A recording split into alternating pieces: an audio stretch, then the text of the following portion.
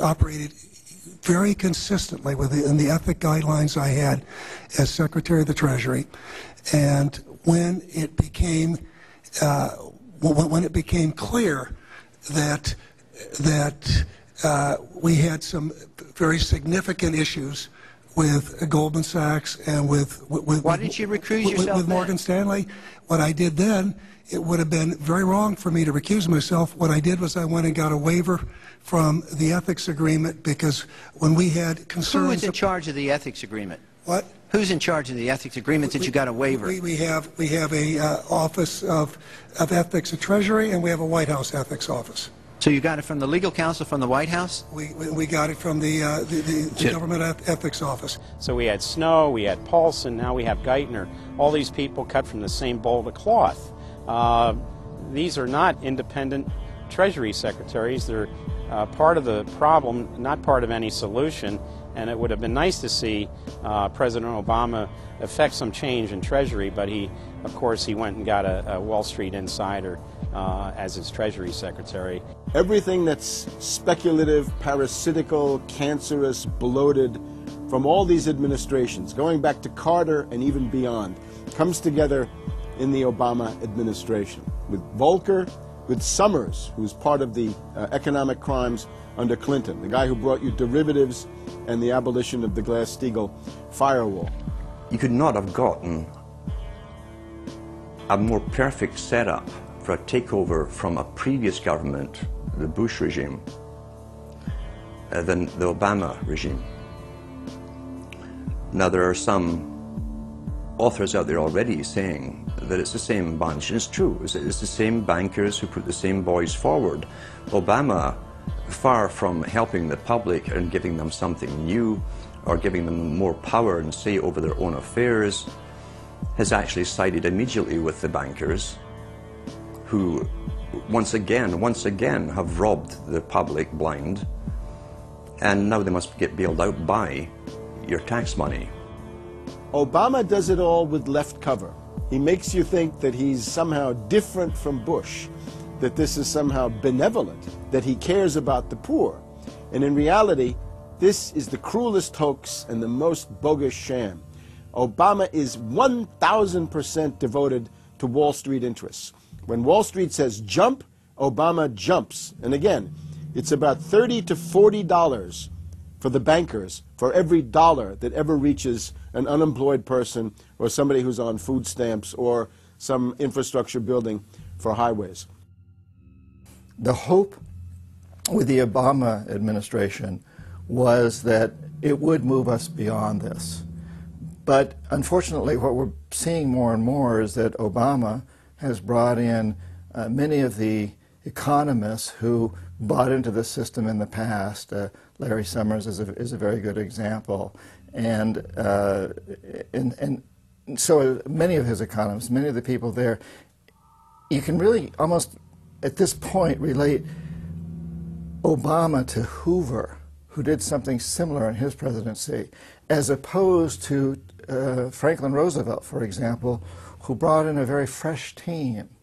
So the concern here now is that Obama's falling into this trap of bringing in the same people who put us in the position that we're in today, and other people who buy into the same theories that brought us here, this mutant form of capitalism. Presumably what most politicians want to come in is say, hey, the problems of the past, they're due to the old guy, and I'm cleaning house, and I'm going to bring in a new team, and don't blame us for the things we've inherited.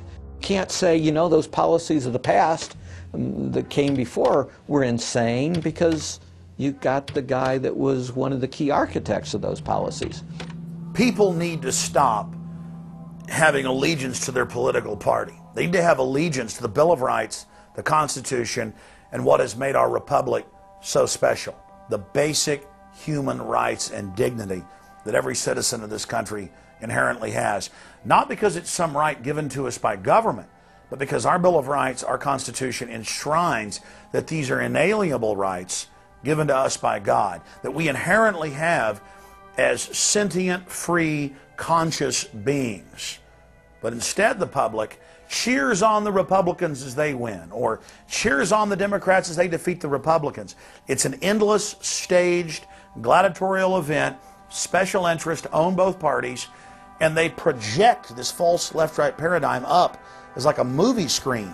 And behind that, behind the throne, the establishment is able to control our society and engineer it into this high-tech police state.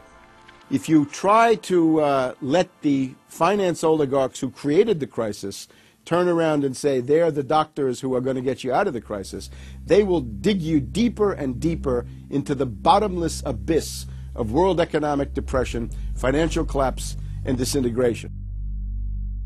The Democrats have really done more to destabilize the American economy and to help the big banks on Wall Street than the Republicans have done. I would imagine that the Republicans know a little bit more about finance and markets enough that when someone like Goldman Sachs asks the Congress to change laws as they did in the 90s to do away with position limits on the futures contracts, the Republicans would have said, no way, that's completely inconsistent with any notion of a fair market. But the Democrats, I have a feeling, are just not financially literate enough to say no.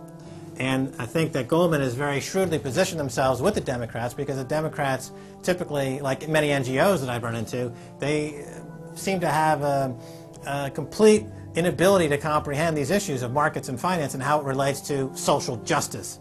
So under the Democrats, we also saw the repeal of Glass-Steagall.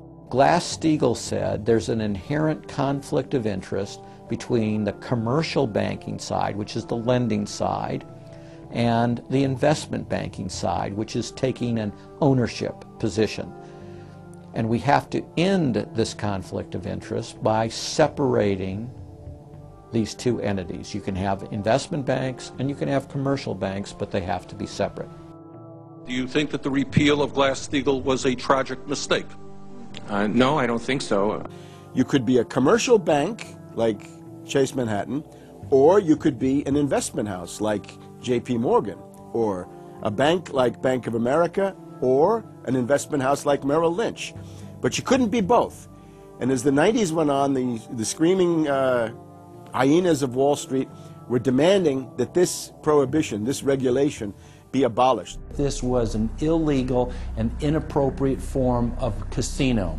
The derivatives were being used and they were being unregulated, and the people were getting 30 to 1, 40 to 1, 50 to 1, and sometimes 100 to 1 profits on the way up. And remember, derivatives are a zero-sum game.